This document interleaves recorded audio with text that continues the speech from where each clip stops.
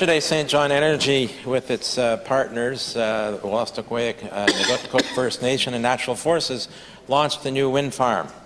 Sagam Ross Purley gave a wonderful speech, as did the member for funding the Isle of St. John West.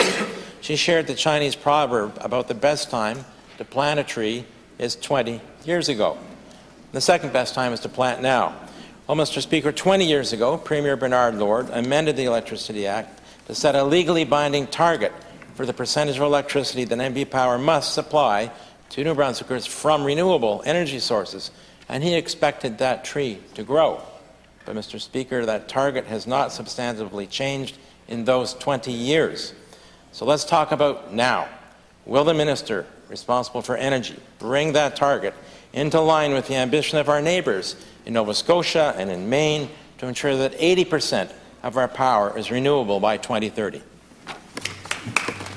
Minister of Transportation and Infrastructure. Thank you, Mr. Speaker. And I, too, want to congratulate the member from funded the Isle of St. John West and the member for Fredericton South for being at that all-important opening ceremony yesterday for the Birch Hill Wind Farms. It is an important project here in the province of Brunswick, led by many people, not just the government, but all of the other stakeholders, including our Indigenous people and First Nations that were there as well, celebrating this. Mr. Speaker, currently, as the member knows, that our green energy is in the order of excess of 80% now, Mr. Speaker. So we'll continue to go down that path with our hydro. Mr. Speaker, we'll continue to add wind as is necessary where it is practical, Mr. Speaker. We'll continue to look at our hydro capabilities. But let's not leave out the fact that SMRs are on the table, Mr. Speaker, and we need an energy that will fill the gap, Mr. Speaker, so that we continue on serving the people of this province. Thank you. The member for Fredericton South and Leader of the Party. Mr. Speaker, I'm talking about renewable energy, not dangerous nuclear energy. So, with respect to renewable energy, Mr. Speaker, if you don't know where you are going, it doesn't really matter what road you take, does it?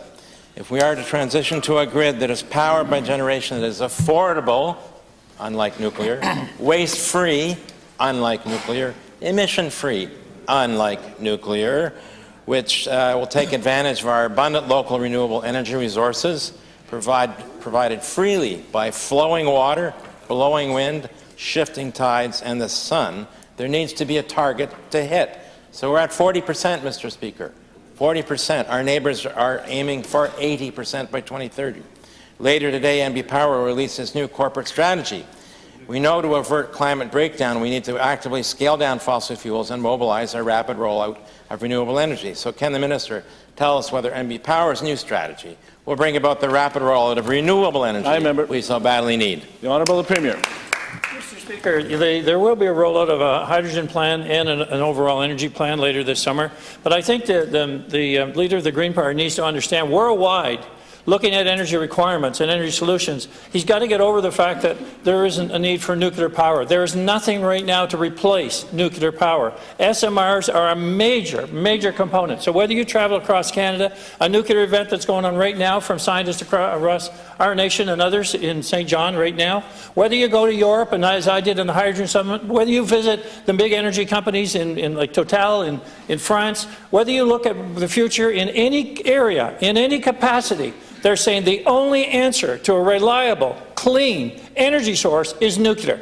And nuclear, I think the Green Party have got to get on board here, because the wind and solar are going to be a component, Mr. Speaker, but they're going to be just that, a component. But to bring a reliable source that's always there when you need it and meeting the challenge of increased energy consumption, nuclear is the future, Mr. Speaker. Thank you. The member for Fredericton South and Leader of his Party. Mr. Speaker, science is telling us that we must cut our carbon emissions much faster than anyone is currently planning to avert climate breakdown. Any substantial growth in energy demand in New Brunswick will hinder those emission reductions. The solution lies in reducing the demand for energy. Last year, this legislature amended the Electricity Act to establish legally binding targets for energy efficiency in New Brunswick. Mr. Speaker, the energy efficiency target the Minister of Energy has established for NB Power at 0.5% this year is not up to that task. If we are to rapidly roll out renewable energy in our province, that target needs to be far higher and established for every sector.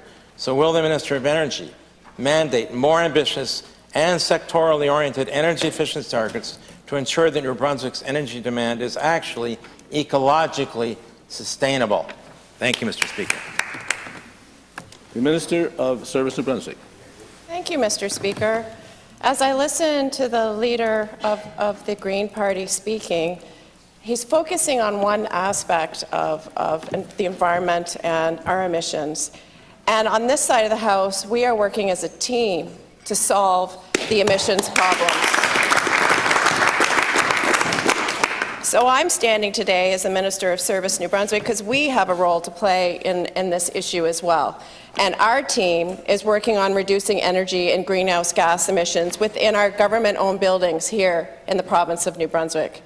Mr. Speaker, there's 826 buildings, and our team is working with all the individual departments on their energy emissions.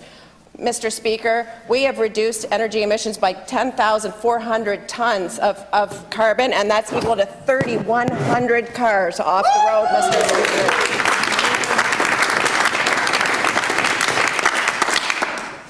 Thank you, Mr. Speaker. Leader of the Official Opposition.